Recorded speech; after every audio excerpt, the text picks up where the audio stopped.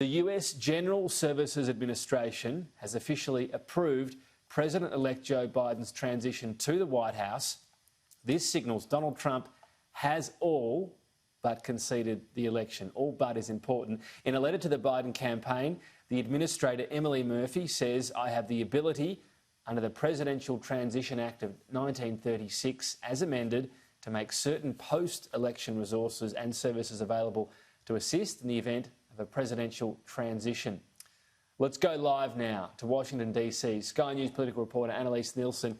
So, Annalise, this is significant. We've got Donald Trump's tweet, of course, which talks about this. His caveat is, of course, he'll fight to the end. It will still prevail. But this is seen as close to a concession, perhaps, as we'll get, but certainly for now.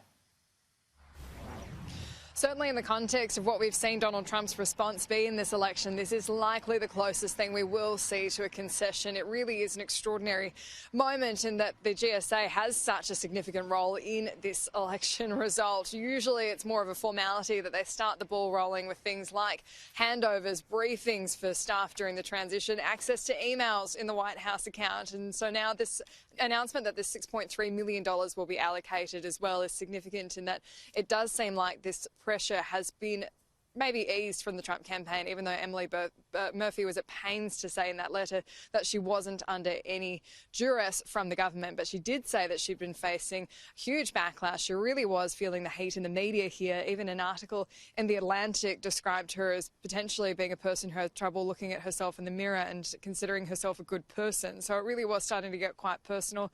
That's something that Donald Trump referenced in his tweet. He said, "I want to thank Emily Murphy at GSA for her steadfast dedication and loyalty to our country. She's been harassed, threatened and abused. I do not want to see this happen to her, her family or employees of GSA. Our case strongly continues. We will keep up the good fight and I believe we will prevail. Nevertheless, in the best interest of our country, I am recommending that Emily and her team do what needs to be done with regard to initial protocols and have told my team to do the same." Now, that mention of "I've told my team to do the same," that's really critical here because we weren't seeing any cooperation from the Trump administration up until this point. And this is beyond 3 weeks since the election day. And so it seems like the certification in Michigan really was the writing on the wall as Donald Trump was facing more pressure from Republicans. And you just need to look at the commentary from former New Jersey Governor Chris Christie, who's such a close ally of Donald Trump, to be coming out and saying that the legal cases were an embarrassment, to see that the pressure was building. And so this acknowledgement from the GSA, you can assume that there was that tacit approval, at least, from the Trump campaign up until this point. So when we talk about the significance of this, Donald Trump can still say, you know, we'll go through our various challenges, the legal challenges can continue. The crucial part about this is what people were saying before, Joe Biden couldn't begin getting across the job, getting briefings, knowing information, planning for what he's going to do, getting his nominees, of course, vetted, all these things that mean he is ready to go on the day he's inaugurated. That roadblock, crucially, has been removed. So this is a really important development.